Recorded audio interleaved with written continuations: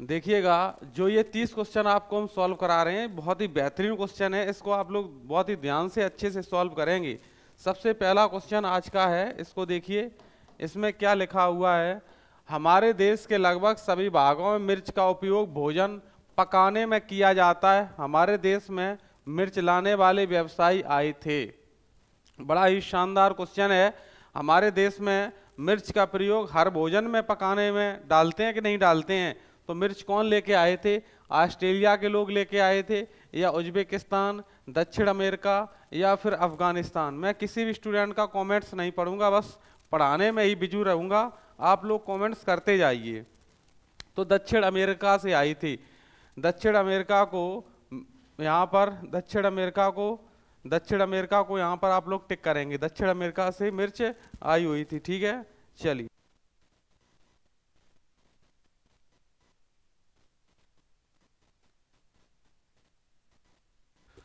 तो दक्षिण अमेरिका की रानी भी मिर्च को कहा जाता है।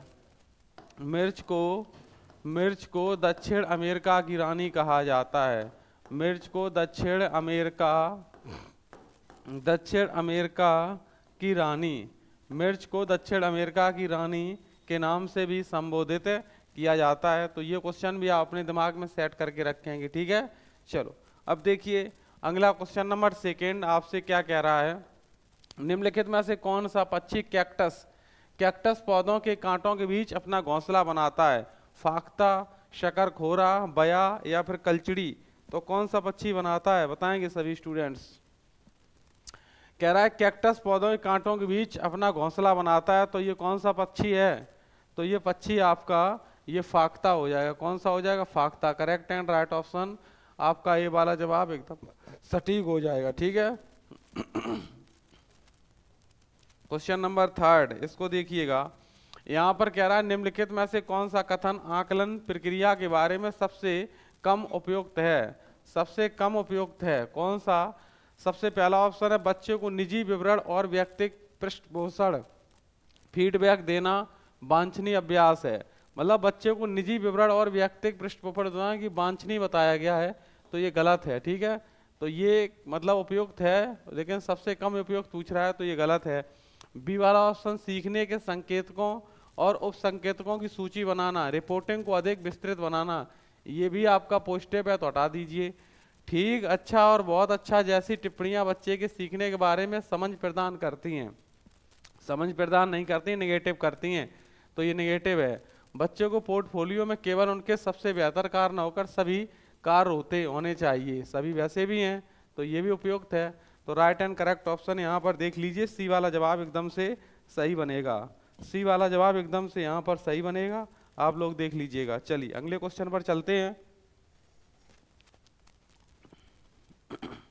चलिए अगला क्वेश्चन नंबर ये 3 के बाद 4 है। क्या कह रहा है, देखो दिए गए प्रश्नों को ध्यान से पढ़िए, ध्यान से पढ़िए। कह रहा है क्या आपने अपने घर या स्कूल के आसपास जानवर देखे हैं? आपने अपने घर या स्कूल के आसपास जानवर देखे हैं जिनके छोटे बच्चे हैं? अपनी नोटबुक में उनके नाम लिखिए। इस प्रश्न के माध्यम से आप किस परिक्रमण कौशल का आकलन किया गया है? कैसा आकलन किया गया है बताएंगे सभी स्टूडेंट्स। वर्गीकरण एवं चर्चा, या फिर परिकल्पना एवं प्रयोग करना, या न्याय के लिए सरोकार, या अवलोकन एवं रिकॉर्डिंग? तो सीधा सा यहाँ पर बोला गया है, कहने का मतलब आपने पर्यावरण में जानवर देखे हैं। अगर आपने जानवर देखे हैं तो उनके आप नाम लिखिए। ये क्या है? अवलोकन एवं रिकॉर्डिंग बोला जाएगा। तो राइट एंड करेक्ट ऑप्शन आपका डी होगा, ए नहीं होगा, ना बी होगा, ना सी होगा। तो 4 का राइट एंड करेक्ट ऑप्शन आपका डी वाला जवाब ये सही हो जाएगा। ऑब्जर्वेशन पर आधारित है चीजें। ऑब्जर्वेशन आप तभी कर पाओगे जो पुरानी चीजें आप देख चुके हो, ठीक है। चलो अगला क्वेश्चन देखते हैं। अगला क्वेश्चन नंबर 5, इसको ध्यान पूर्वक पढ़िए और इसका जवाब करिएगा, ठीक है, बिल्कुल। देखिएगा, ध्यान दीजिए। कह रहा है पर्यावरण अध्ययन के अंतः विषयी प्रकृति पर्यावरणीय मुद्दों को खाली स्थान द्वारा संबोधित करती है। किसके द्वारा संबोधित करती है? ऑप्शन ए विज्ञान और सामाजिक विज्ञान की विषय वस्तु और पद्धति के प्रयोग से। बी वाला ऑप्शन है यहाँ पर, कह रहा है आपसे सामाजिक विज्ञान और पर्यावरण शिक्षा की विषय वस्तु और उसके पद्धति के प्रयोग से। सी ऑप्शन कह रहा है कि विज्ञान की विषय वस्तु और पद्धति के प्रयोग से, डी ऑप्शन है यहाँ पर। विज्ञान की बात कर रहा है, सामाजिक विज्ञान और पर्यावरण शिक्षा की विषय वस्तु और पद्धति के प्रयोग से। अब जो आपके सामने 4 ऑप्शंस दिए गए हैं, आप चारों ऑप्शंस को देख करके यहाँ पर ये जज कर सकते हो कौन सा ऑप्शन व्यापकता या समृद्ध को दर्शा रहा है, समृद्धता और व्यापकता को दर्शाने वाला। देखो विज्ञान सामाजिक विज्ञान, विज्ञान सामाजिक विज्ञान इसमें भी है, तो नीचे वाला व्यापक हो गया, इसको हटाइए। सामाजिक विज्ञान पर्यावरण, सामाजिक विज्ञान पर्यावरण नीचे भी है, ठीक है, विज्ञान नीचे भी है, तो राइट एंड करेक्ट ऑप्शन आपका डी वाला जवाब एकदम से सुटेबल बनेगा। तो 5 का राइट ऑप्शन आपका ये डी हो जाएगा। 5 का राइट ऑप्शन आपका इस टाइप से डी हो जाएगा। ये क्वेश्चन तो आप ज्यादा बिना दिमाग लगाए इसको आप सॉल्व कर सकते थे बड़े आसानी से, ठीक है। चलिए क्वेश्चन नंबर 6, क्वेश्चन नंबर 6 कह रहा है आपसे, कह रहा है ग्रास यानी कांच के जार तथा बोतलों में उनके अचार भरने से पूर्व सूर्य की धूप में अच्छी तरह सुखाया जाता है, ऐसा क्यों? कभी भी आप देख लेना, आपके घर में कांच का कोई जार हो या कांच की कोई बोतल हो, अगर उसमें हम अचार रखते हैं, अचार में क्या होता है, अम्ल डाला जाता है, CH3COOH, इसको बोलते हैं एसिटिक एसिड। अचार में ये अम्ल डालते हैं, अगर ये नमी पकड़ लेगा तो ये अचार आपका कैसा हो जाएगा, खत्म हो जाएगा, खराब हो जाएगा।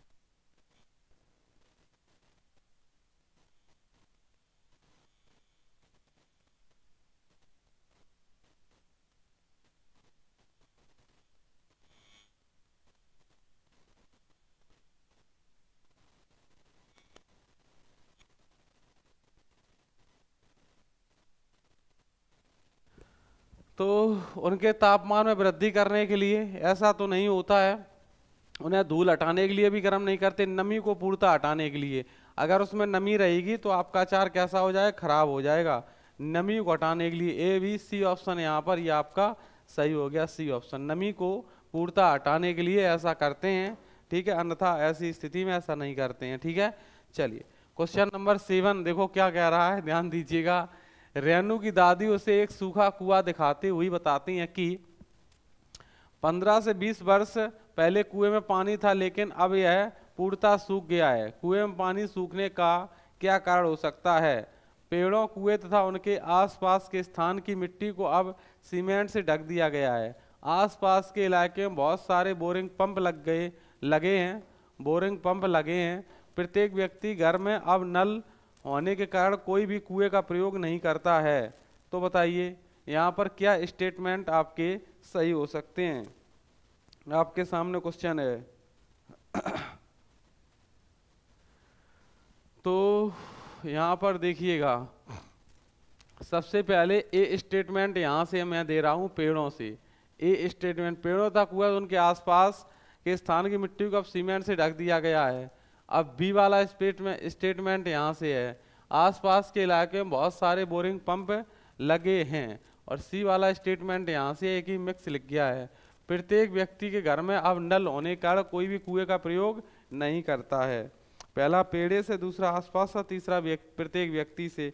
अब बताएंगे आप लोग स्टेटमेंट कौन सा यहाँ पर सही है। देखो ध्यान दो सभी लोग कायदे से। रेणु की दादी उसे एक सूखा कुआं दिखाते हुए बताती हैं कि 15 से 20 वर्ष पहले कुएं में पानी था, लेकिन अब यह पूर्णतः सूख गया है। कुएं में पानी सूखने का क्या कारण हो सकता है?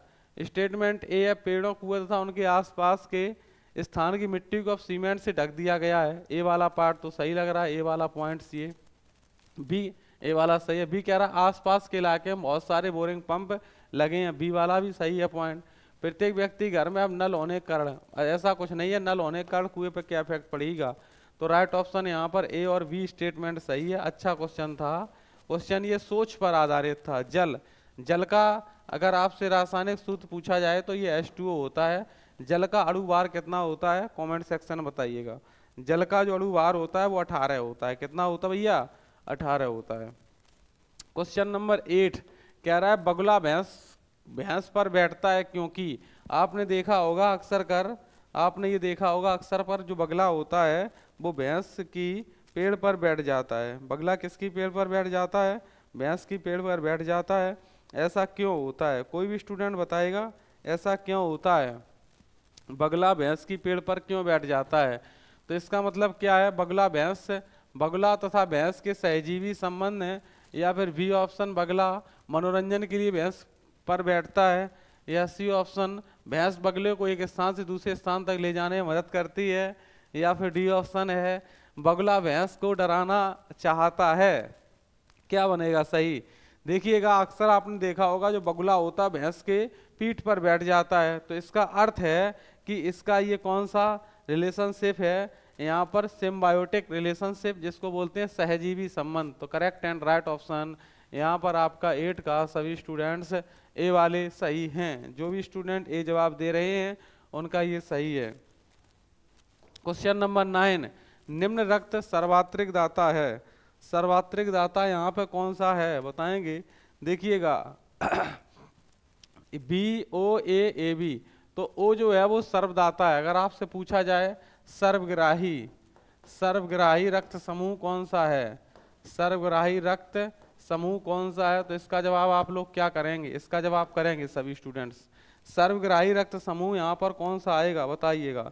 सर्वग्राही रक्त समूह कौन सा आएगा? सर्वदाता तो आपने बता दिया वो आएगा, लेकिन सर्वग्राही कौन सा आएगा बताओ?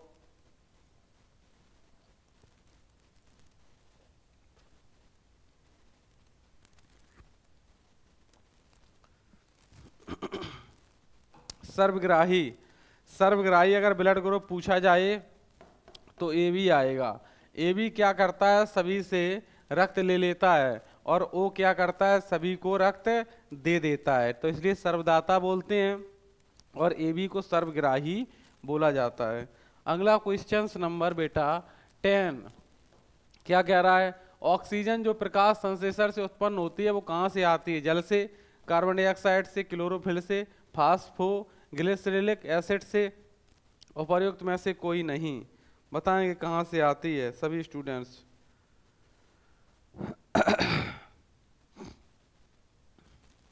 बताएंगे सभी students right and correct option यहाँ पर क्या बनेगा बोलो?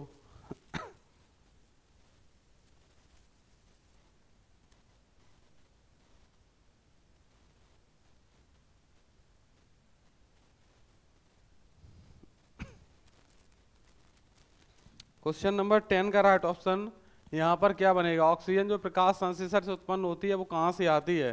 प्रकाश संश्लेषण से उत्पन्न होती है वो जल से आती है। कहाँ से आती है? जल से आती है। तो 10 का राइट एंड करेक्ट ऑप्शन यहाँ पर आपका ए हो गया। अब कोई भी स्टूडेंट बताएगा प्रकाश संश्लेषण क्रिया किसे कहते हैं? बताओ किसे कहते हैं प्रकाश संश्लेषण क्रिया?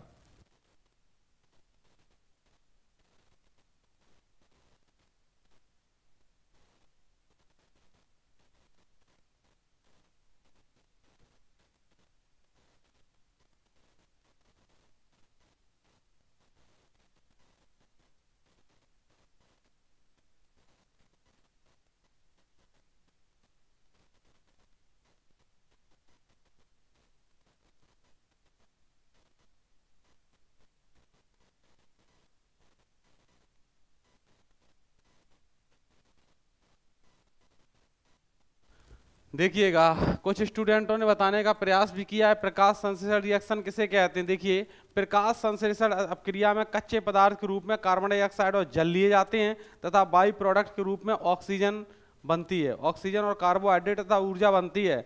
तो एक बार क्वेश्चन पूछा गया था कि प्रकाश संश्लेषण क्रिया में जो बाई प्रोडक्ट के रूप में ऑक्सीजन बनती है ये कार्बन डाइऑक्साइड के अणु के टूटने से बनती है या जल के अणुओं के टूटने से बनती है? तो इसका सही और सटीक जवाब होता है ये जल के अणुओं के टूटने से बाई प्रोडक्ट के रूप में ऑक्सीजन गैस बनती है। बिल्कुल, महासागरों से भी ऑक्सीजन गैस प्राप्त होती है, इस बात को भी आप ध्यान रखेंगे। ठीक है, चलो अब अगले क्वेश्चन की तरफ चलते हैं। क्वेश्चन का लेवल थोड़ा यहाँ पर बढ़ेगा। क्वेश्चन नंबर 11 देखिएगा, यहाँ पर कह रहा है आपसे लद्दाख के बारे में कथन ए और आर पढ़िए, सही विकल्प का चयन कीजिए। यहाँ से कथन ए, लद्दाख के लोग अपनी आजीविका के लिए मुख्यतः पशुपालन पर निर्भर हैं। पशुपालन पर, कारण भी इन क्षेत्रों में पर्याप्त वर्षा होती है फिर भी जमीन कृषि के लिए उपयुक्त नहीं होती है। तो बहुत ही शानदार सा क्वेश्चन है, सभी स्टूडेंट्स बताएंगे। लद्दाख जो है आपको पता ही है कि एक ठंडा रेगिस्तान होता है। लद्दाख कौन सा रेगिस्तान होता है? एक ठंडा रेगिस्तान होता है। लद्दाख एक ठंडा रेगिस्तान है, यहाँ पश्मीना साल पाई जाती है, यहाँ सर्दी भी पड़ती है, बहुत तेज धूप भी निकलती है। ठीक है, ये पशुपालन पर लोग निर्भर भी करते हैं, वर्षा वगैरह यहाँ कम होती है, तो हम कह सकते हैं ए सही है और आर असत्य है। ए सही पॉइंट है, आर असत्य है, तो राइट ऑप्शन 11 का यहाँ पर सी बन जाएगा। 11 का राइट एंड करेक्ट ऑप्शन यहाँ पर क्या बन जाएगा, सी वाला जवाब एकदम से सही बन जाएगा क्वेश्चन नंबर 11 का। ठीक है, जो सी ऑप्शन सोच रहे थे उनका जवाब यहाँ पर 11 का सी वाला ऑप्शन एकदम से सही है। पता होना चाहिए इसके हर क्षेत्र में 10 सेंटीमीटर जितनी कम वर्षा होती है हर साल। इससे क्षेत्र में ठंडी हवाएं, तेज धूप का अनुभव होता है, इस चीज को भी जानती है। लद्दाख के लोग अपनी आजीविका के लिए पशुपालन पर निर्भर करते हैं। बिल्कुल, यहाँ पर विरल वनस्पति पाई जाती है, जानवरों के चरने के लिए घास और झाड़ियाँ कम पाई जाती हैं। विरल वनस्पति पाई जाती हैं, जानवरों के चरने के लिए कम झाड़ियाँ पाई जाती हैं। प्रत्येक वर्ष पिछली वर्ष से 10 सेंटीमीटर कम वर्षा होती है, और यहाँ पर बहुत ज़्यादा सर्दी पड़ती है, और यहाँ पर धूप भी निकलती है, समझ रहे, तेज धूप भी निकलती है। तो ये लोग अपनी जीविका को चलाने के लिए पशुपालन पर निर्भर रखते हैं। ठीक है, चलो क्वेश्चन नंबर देखो 12 चलेंगे। पहले ये इंग्लिश वाला देख लीजिए, जो अभी आपको दिखाया था इंग्लिश वाला देख लीजिए, अब 12 पे चलेंगे।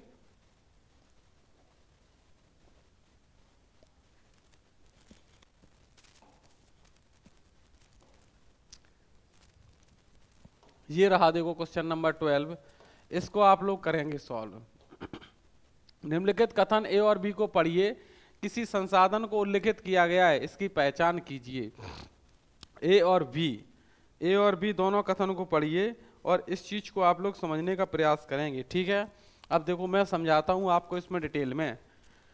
क्या बोला गया, प्रकृति पदार्थ केवल तभी संसाधन बनते हैं जब उनकी वास्तविक रूप से परिवर्तित होता है। बी वाला कहा गया प्रौद्योगिक इस संसाधन का एक उदाहरण है, और साथ साथ इस तरह की और अधिक संसाधन के उत्पादन के लिए एक महत्वपूर्ण कारक भी है। तो यहाँ पर अजैव संसाधन बोलेंगे इसको, या वास्तविक, या फिर मानव संसाधन, या मानव निर्मित संसाधन। देखो बहुत अच्छे सुनो इस क्वेश्चन को। निम्नलिखित कथन ए और बी को पढ़िए, किस संसाधन को उल्लिखित किया गया है उसकी पहचान कीजिए। प्रकृति पदार्थ केवल तभी संसाधन बनते हैं जब उनकी वास्तविक रूप से परिवर्तित होता है। तो ये मानव निर्मित की बात है। प्रौद्योगिकी इस संसाधन का एक उदाहरण है, और इस 7 तरह के और अधिक संसाधन के उत्पादन के लिए महत्वपूर्ण कारक भी है। तो ये मानव निर्मित संसाधन, आप यहाँ पर दिमाग लगाइए और डी वाला ऑप्शन सही कर सकते हैं। देखिए इसको अजैव संसाधन बिल्कुल भी नहीं कहते हैं, ना ये वास्तविक है ना मानव संसाधन, मानव के द्वारा ये निर्मित बना हुआ संसाधन है, तो इसलिए इसको मानव निर्मित संसाधन की श्रेणी में रखा जाता है। ठीक है भाई, क्वेश्चन नंबर 12 का ये इंग्लिश वर्जन है, इसको भी देख लीजिएगा। ठीक है, बिल्कुल। अजैव संसाधन किसे कहते हैं, अगर एक स्टूडेंट पूछ रहा है अजैव संसाधन किसे कहते हैं, तो सीधी सी बात ध्यान रखेंगे, वे वस्तुएं जो निर्जीव वस्तुओं पर निर्मित होती हैं अजैव संसाधन कहलाती हैं। उदाहरण के लिए पृथ्वी, चट्टानें। वास्तविक संसाधन किसे कहते हैं, वास्तविक संसाधन की अगर हम बात करें आपसे, वे संसाधन जिनका सर्वेक्षण किया गया है और उनकी मात्रा और गुणवत्ता निर्धारित की गई है वर्तमान समय में, ठीक है, जिनका उपयोग हो रहा है, वास्तविक संसाधन कहते हैं। ये आपका मानव निर्मित संसाधन को भी आप सुनेंगे, किसी देश की जनसंख्या के आकार के साथ साथ उसकी दक्षता, शैक्षिक गुण, उत्पादक संगठनात्मक क्षमता, दूरदर्शिता को संदर्भित करता है।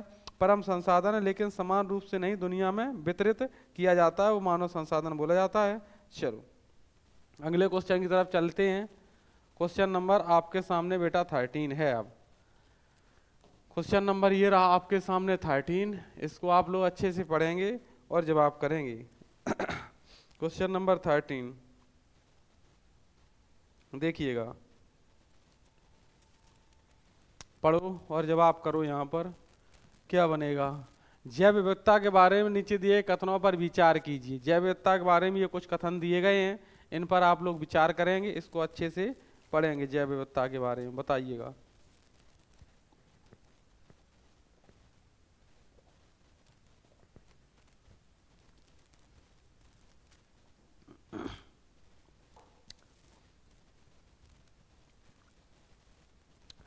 पहला ऑप्शन है यह सघन वनों में अधिकतम होती है।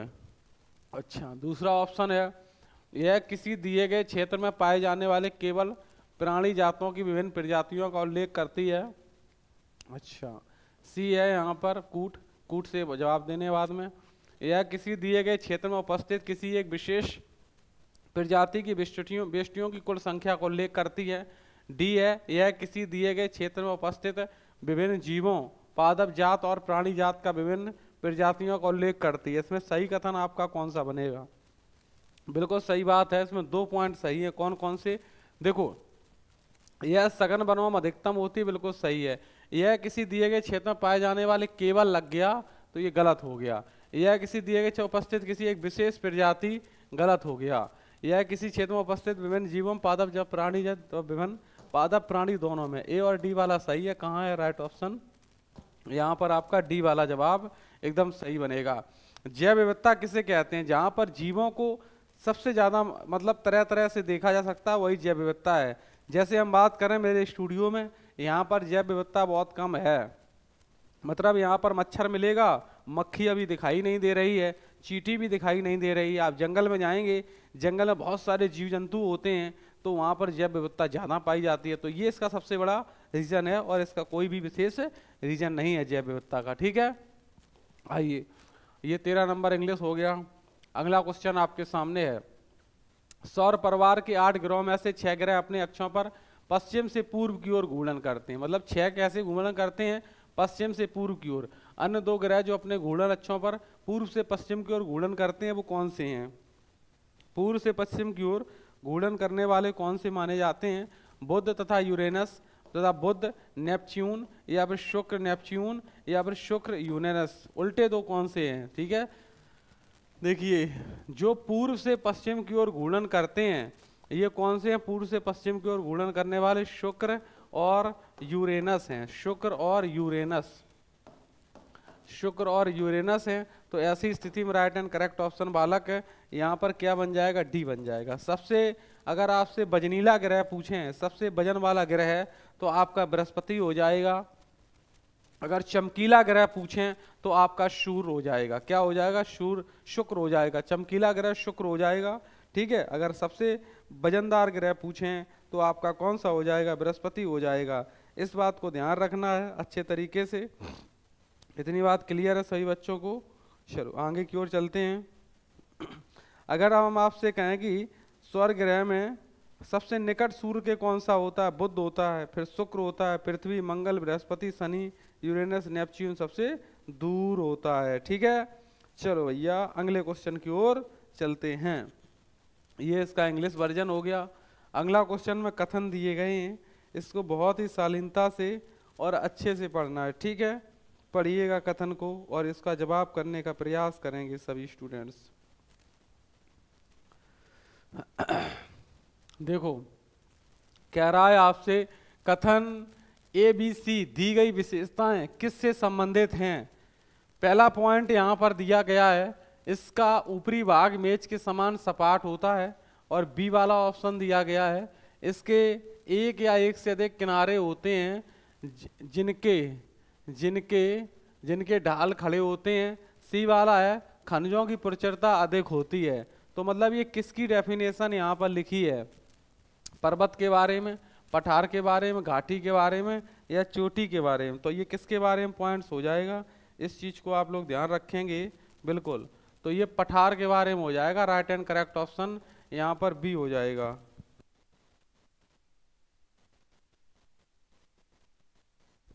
तो ये पठार के बारे में हो जाएगा। ठीक है, अगला क्वेश्चन देखिएगा। भारत के कौन से क्षेत्र की भेड़ बकरी से पश्मीना ऊन मिलती है?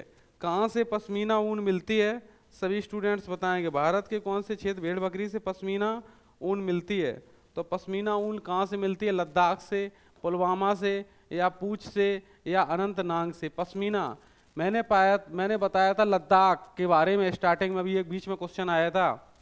लद्दाख के जो लोग हैं वो अपनी जीविका को चलाने के लिए जानवरों पर निर्भर रहते हैं। वहाँ पर पश्मीना साल के नाम से ही बकरी आपकी पाई जाती है। तो ये लद्दाख में ही पाई जाती है पश्मीना भेड़ बकरी। जैसी बात करेगा तो लद्दाख हो जाएगा। लद्दाख सबसे आपका ठंडा जगह है। लद्दाख में ठंड बहुत पड़ती है, लेकिन यहाँ पर धूप भी निकलती है। लद्दाख के जो वन हैं पिछले वर्ष की अपेक्षा अगले वर्ष में कम वहाँ पर हो रहे हैं, और वर्षा भी कम हो रही है लद्दाख में। ठीक है, तो राइट एंड करेक्ट ऑप्शन आपका ए वाला जवाब ये लद्दाख बनेगा। ठीक है, ध्यान रखना। पश्मीना की पहचान पहली बार कश्मीर में यूरोपियों ने की थी, इस बात को भी ध्यान रखना है। ऊन एक चांग थंगी बकरी या पश्मीना बकरी से प्राप्त होती है। नेपाल और भारत की ऊंचाई वाली क्षेत्रों में पाई जाने वाली बकरियों की एक विशेष नस्ल है। लद्दाख में चांगथांग क्षेत्र तथा चांगपा जनजाति पश्मीना ऊन की पारस्परिक उत्पादक मानी जाती है। ठीक है, ध्यान रखना है इस चीज को। आओ अगला क्वेश्चन है, इसमें कथन दिया गया ए, कथन बी दिया गया है। सही का चयन करेंगे आप, कौन से कथन सही हैं। इस क्वेश्चन को भी आप अच्छे से पढ़ेंगे, दो कथन दिए गए हैं, अच्छे से पढ़िए और इसका जवाब करेंगे आप लोग। ठीक है, बिल्कुल। देखो मैं कराता हूं आपको। हिंद महासागर का आकार अंग्रेजी के एस आकार का है। हिंद महासागर का आकार अंग्रेजी के एस आकार का बोला गया है। हिंद महासागर का एस आकार प्राकृतिक पोताश्रयों और पत्तनों के लिए आदर्श स्थिति है। दिए गए विकल्पों में से सही का चयन कीजिए। ए और बी दोनों सत्य हैं, ये गलत बात है। हिंद महासागर का आकार एस आकार के नहीं है। अब बताओ कौन से सागर का आकार एस आकार की है, जल्दी बताओ। ये गलत है। ए और बी दोनों असत्य हैं। हिंद महासागर का एस आकार प्राकृतिक पोताश्रयों और पत्तनों के लिए आदर्श स्थिति, जब एस आकार है ही नहीं तो यहाँ पर ए और बी दोनों असत्य हैं। ए और बी दोनों कैसे हैं, ए और बी दोनों असत्य हैं। तो राइट एंड करेक्ट ऑप्शन कूट बी वाला आपका जवाब बच्चे सही हो जाएगा। ठीक है, इस चीज को आप बेहतर तरीके से ध्यान रखना है। हिंद महासागर का आकार विशाल एम के रूप में वर्णित किया जाता है। विशाल एम, बड़े एम के रूप में इसका हिंद महासागर का आकार वर्णित किया जाता है, एम के रूप में, ना कि एस के रूप में। तो इस चीज को भी आप जानेंगे विशेष प्रकार से। ठीक है, ध्यान रखना है अच्छे तरीके से। बिल्कुल, जो अटलांटिक महासागर होता है दुनिया के नक्शे में बारीकी से देखने पर ये एस आकार का रूप ले लेता है। अटलांटिक महासागर जो होता है वो एस आकार का लेता है और हिंद महासागर एम आकार का रूप लेता है। चलो आगे चलेंगे। तो ये आपकी जानकारी है, इस जानकारी को आप कभी भी मिस नहीं करेंगे। ठीक है, चलिए चलिए अब देखिए, पृथ्वी के गुरुत्वाकर्षण के आधार पर कौन सा बिजली का संयंत्र काम करता है। भूतापी ऊर्जा या पनखेत या जल विद्युत संयंत्र या परमाणु ऊर्जा। तो इसका भी आप लोग राइट ऑप्शन करेंगे और बताएंगे यहाँ पर इसका राइट ऑप्शन क्या बनेगा। बताओ सभी स्टूडेंट्स जल्दी से, क्या राइट ऑप्शन बनेगा। ए बी सी डी बोलो। पृथ्वी के गुरुत्वाकर्षण के आधार पर कौन सा बिजली संयंत्र का काम करता है।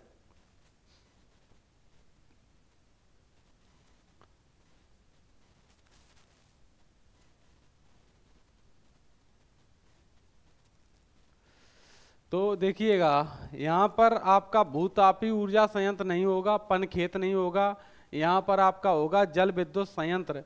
राइट ऑप्शन यहाँ पर सी होगा, जल विद्युत संयंत्र। किसे कहते हैं जल विद्युत संयंत्र, इस चीज को आप बता पाओगे। जल विद्युत संयंत्र किसे कहते हैं। पृथ्वी के गुरुत्वाकर्षण के आधार पर काम करता है, लिख लो। पृथ्वी के गुरुत्वाकर्षण के आधार पर काम करता है। गुरुत्वाकर्षण के आधार पर काम करता है। पृथ्वी के गुरुत्वाकर्षण के आधार पर काम करता है ये। ठीक है, पृथ्वी के गुरुत्वाकर्षण के आधार पर ये काम करता है। चलिए, गुरुत्वाकर्षण के कारण पानी की गति तेज हो जाती है, ध्यान रखना। गुरुत्वाकर्षण के कारण पानी की गति कैसी हो जाती है, तेज हो जाती है। गुरुत्वाकर्षण के कारण अगर पूछा जाए पानी की गति तो तेज कह देना। गुरुत्वाकर्षण के कारण पानी की गति तेज हो जाती है। पानी की गति तेज हो जाती है। गुरुत्वाकर्षण के कारण पानी की गति तेज हो जाती है। चलिए, इतनी बात क्लियर हो गई। अब अगले क्वेश्चन की तरफ हम लोग मूव करेंगे, वो भी शानदार क्वेश्चन आपके सामने देखिएगा। क्वेश्चन है कि पृथ्वी गुरुत्वाकर्षण के आधार पर कौन सा बिजली संयंत्र का कार्य करता है। ये जल विद्युत संयंत्र, ये तो ये बता ही दिया। तो ये क्वेश्चन अभी जो आपने सॉल्व किए हैं, एक बार आपको और दिखा देते हैं इन्हीं क्वेश्चनों को। ठीक है हाँ, ये देखो, एक निम्नलिखित में कौन सा उत्पाद दक्षिण अमेरिका द्वारा भारत में पेश किया गया है। तो कौन सा उत्पाद किया गया है दक्षिण अमेरिका द्वारा भारत में। तो यहाँ पर मिर्च लाई गई है, दक्षिण अमेरिका की रानी भी मिर्च को कहा जाता है। ठीक है, तो अब देखिए, एक क्वेश्चन मैं आपको दे रहा हूँ, इस क्वेश्चन का आप लोग जवाब करेंगे। ये क्वेश्चन बायोलॉजी टाइप का क्वेश्चन है, लेकिन आपके टेट के एग्जामों में, सीटेट में कभी कभी पूछा गया है।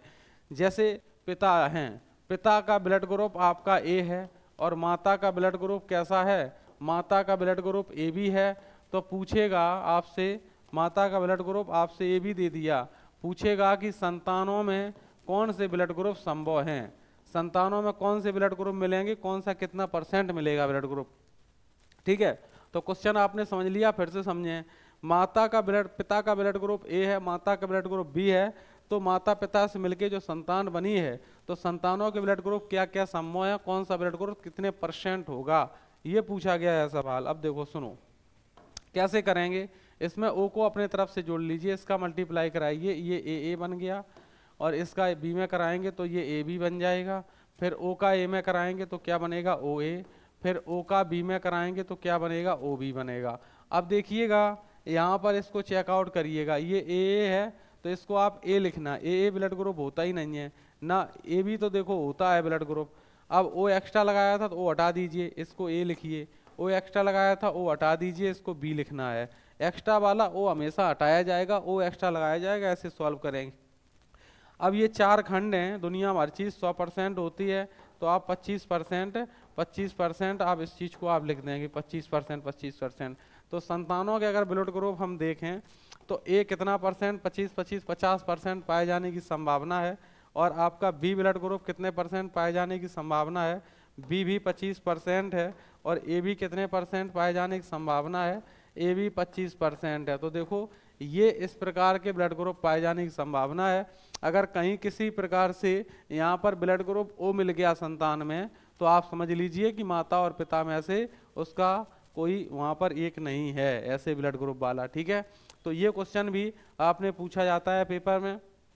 ब्लड ग्रुप की खोज कार्लैंड स्टीनर ने की थी, किसने की थी, कार्लैंड स्टीनर ने की थी ब्लड ग्रुप की खोज। इतनी बात आपको समझ अगर आ गई हो तो इस पर रिलेटेड बेटा एक क्वेश्चन आपको हम और देंगे, उसको आप लोग सॉल्व करेंगे। ठीक है, इसी पर रिलेटेड।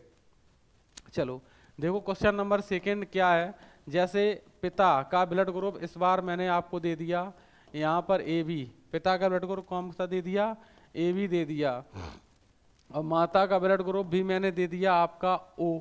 तो बताइए संतान में कौन से ब्लड ग्रुप देखे जाएंगे और कौन सा कितना % देखा जाएगा, ऐसा क्वेश्चन एग्जाम में पूछने के चांसेस बन जाते हैं। अब देखो यहाँ पर O एक्स्ट्रा लगाइएगा तो A का इसमें मल्टीप्लाई तो AO हो जाएगा, और A का उसमें O में मल्टीप्लाई तो AO हो जाएगा, O का B में तो आप BO कर दीजिएगा, और B का O में तो आप BO कर दीजिएगा। O एक्स्ट्रा लगाया तो एक्स्ट्रा वाला O रिमूव कर दीजिएगा, यहाँ से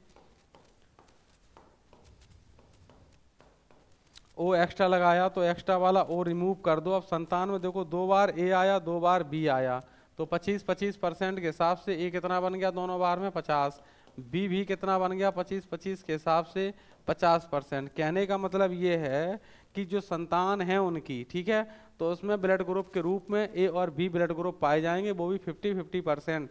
अगर किसी भी कारण से यहाँ पर AB ब्लड ग्रुप पाया गया या O ब्लड ग्रुप पाया गया, तो माता या पिता में से इस संतान का कोई एक गड़बड़ है।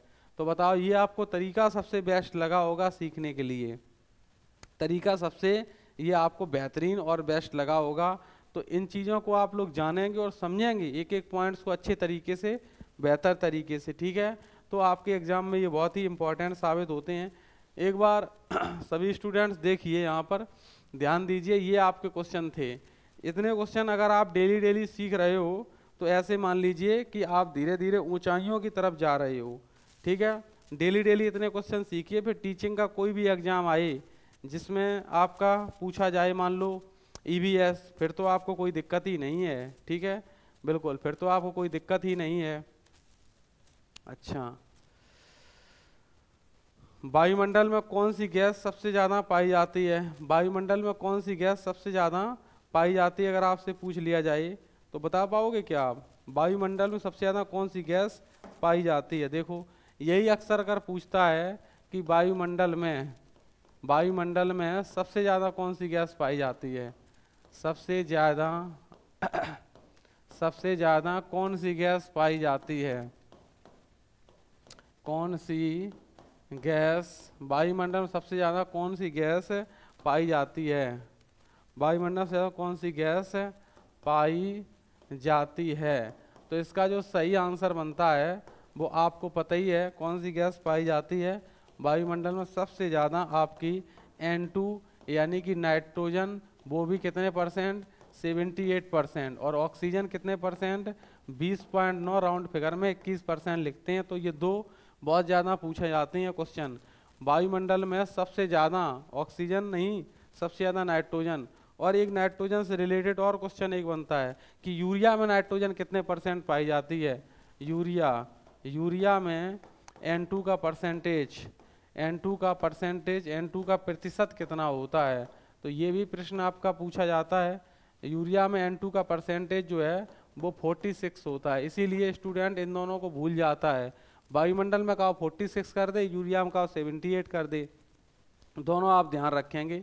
यूरिया का सूत्र भी NH2CO होता है। और जो आपका ये यूरिया है, यूरिया को अमोनियम साइनाइड को गर्म करके प्रयोगशाला में सबसे पहले बनाया जाने वाला ऑर्गेनिक कंपाउंड यानी कार्बनिक पदार्थ के रूप में जाना जाता है।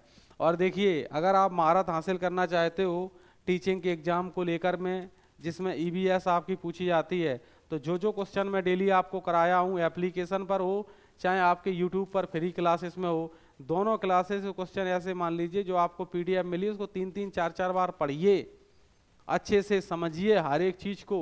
चाहे वो परिवार की थीमें हों, मतलब चाहे वो पर्यावरण की 6 थीमें हों, परिवार हो, चाहे यात्रा हो, चाहे जल हो, चीज़ें कैसे बनाते हैं, कैसे करते हैं, कोई भी क्वेश्चन हो सब एकदम से कंप्लीट करना है आपको। EVS में ये सारे आपके सेगमेंट पूछे जाते हैं। कुछ क्वेश्चन आपके बायोलॉजी से बनते हैं, कुछ क्वेश्चन आपके जियोग्राफी से बनते हैं, और कुछ क्वेश्चन आपके पॉलिटी से भी बन जाते हैं। ठीक है, कुछ क्वेश्चन तो पर्यावरणीय अध्ययन से स्पेशल होते हैं, पेडागोजिकल सेक्शन ही पूछा जाता है। आपको हर एक टॉपिक पर घनी नज़र रखनी है, घनी नज़र, ऐसे नहीं कि बिरल नज़र रख रहे हैं और परीक्षा को पास करें। और दीपावली का एकदम से माहौल चल ही रहा है सबके घर में, एकदम बढ़िया तरीके से आप लोग मिठाइयों को भी खा रहे हैं बढ़िया तरीके। दीपावली का जो त्यौहार है आपको पता ही है क्यों मनाया जाता है। तो सभी स्टूडेंट को दीपावली की बहुत बहुत शुभकामनाएं हैं। बस अपनी तैयारी को करते रहें।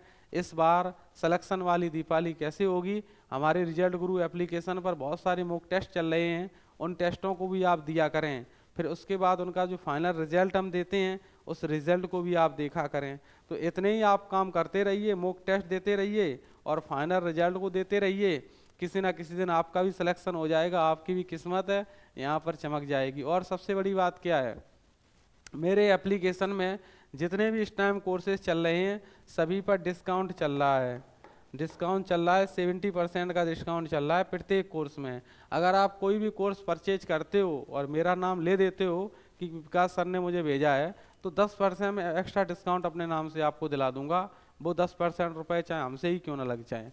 ठीक है, अगर आप मेरा नाम लोगे कॉल करके, वीडियो डिस्क्रिप्शन में आपका नंबर दिया गया है।